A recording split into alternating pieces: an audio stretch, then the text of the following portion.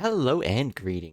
Did you know that in the past month, Shonen Jump has had over 4 new series start, those being Kill Blue, Tenmaku Cinema, Do Retry, and Nue's Exorcist? Each of these 4 mangas have very different stories to tell and are ranged through genres, from action to slice of life.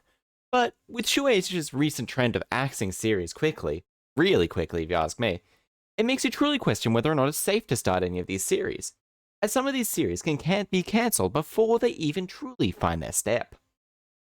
But don't worry, Chester's here to tell you their thoughts on each of these series so far, so it's time to sit back, relax, and enjoy. Let's start off with the oldest of the series now, shall we? Tenmaku Cinema. With the current chapter count of 6, it is written and drawn by the mangaka duo behind Food Wars / Sogeki no Soma, Saeki Shun and Tsukuda Yuto. The series synopsis is an extreme movie lover, Hajime Shinichi, and a ghost of the mysterious genius screenwriter, Kihiko Tenmaku, and their mysterious meeting will provide some serious plot twists. It's a slice-of-life drama piece about fulfilling a dream and a legacy. It is different from the other series in Shonen Jump, being kind of similar to the ethically cancelled Act Age, but from a different point of view, being less about the actors and more about the behind-the-scenes of what goes into making a movie. The story follows processes of creating a movie and what goes on behind the scenes, such as scouting locations. The characters all seem enjoyable, but some need more explanation, but because it's a recent series, that will give it a pass. The type of audience who I think will personally enjoy this the most and get the most out of this is cinephiles and film students or people in the film industry.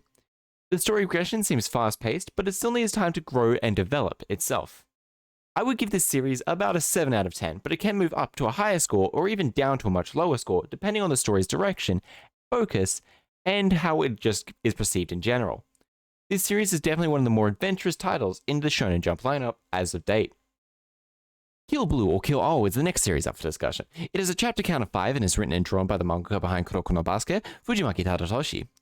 A rough synopsis of the series is a legendary assassin becomes a middle school student after mishaps on one of his missions, and now must scout out a middle school for his boss. It's primarily an action manga, with it being a very classic Shonen Jump, but lacks the charm of Sakamoto Days has, another spy/assassin based manga.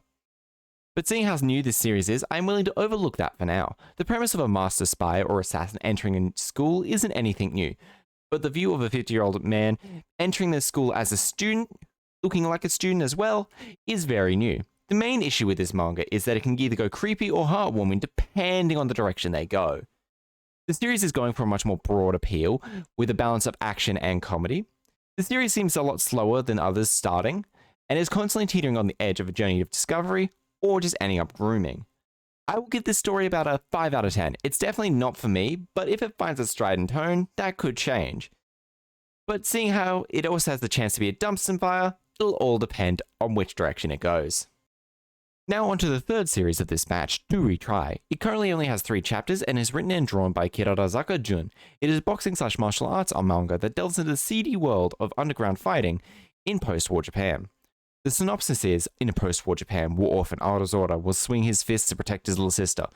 Manga definitely has its charm and so far is showing off quite an engaging story about a boy who must learn how to box in order to fight against opponents who do not play fair. The few main characters we have seen have heart and are primarily pretty likable. The main character is a primarily classical, loud, never give up type of shonen protagonist, but any other kind would just seem a little bit off for the story. The series has heart and broad appeal. I would love to see it find its niche and have an engaging story. It's definitely more fantastically realistic than other shonen stories. I would give this series an 8 out of 10 at the moment. Its premise seems strong and its characters likable, with the story capability of showing a darker side of what sports can be. Now on to the final series of the list. Nue's Exorcist. It has 2 chapters as in the debut work of its author, Kota Kawase. It is an action-orientated series from what we've seen, and it has a tried and true premise. The synopsis of this work is, Yojima has been able to see spirits since he was small. At his new school is a room that nobody else can see, and inside is a spirit who loves playing video games. The series draws a lot of inspiration from Bleach, especially regarding the main character's abilities, backstory, and motivation. But I can only say so much about this series, because unfortunately, there's only 2 chapters to go on. So besides the main characters' interaction with each other, I don't have much to go on. But from what I have seen, it is extremely fun. Again, this series is going for a brighter appeal, and is more of a classic Shonen Jump approach.